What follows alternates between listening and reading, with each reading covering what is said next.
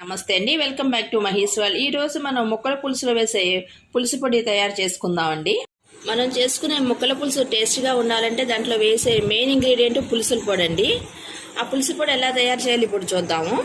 ఆ పులుసు పొడి గురించి నేను 4 స్పూన్లు బియ్యం తీసుకున్నానండి. అలాగే 4 స్పూన్లు పచ్చిశనగపప్పు, 4 స్పూన్లు ధనియాలు, 4 స్పూన్లు కందిపప్పు తీసుకున్నాను.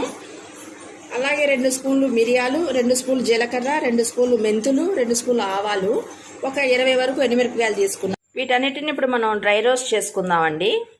స్టవ్ వెలిగించి బాండీ పెట్టానండి. ఇప్పుడు వీటి పప్పులన్నిటిని డ్రై రోస్ట్ చేద్దాము. ముందు శనగపప్పు వేస్తాను.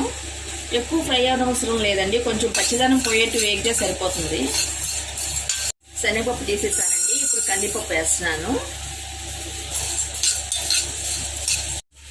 కందిపప్పు శనగపప్పు డ్రై రోస్ట్ చేశానండి. ఇప్పుడు మినపగుళ్ళు చేస్తున్నాను. మొదటి క్లిప్పింగ్లో మినపగుళ్ళు మిస్ అయిందండి, మినపగుళ్ళు కూడా వేయాలి.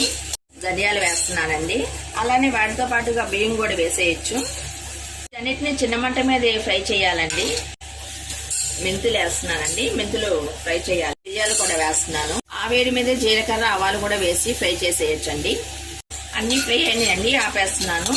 మిరపకాయలు ఉన్న కారాన్ని బట్టి చూసి మనం వేసుకోవాలండి. ఇవన్నీ ఆరిపోయినాయండి. ఇప్పుడు మనం మిక్సీ పడదాం. వీటన్నిటిని మెత్తగా పొడిలా చేసుకోవాలి. పులుసు పొడి రెడీ అయిందండి.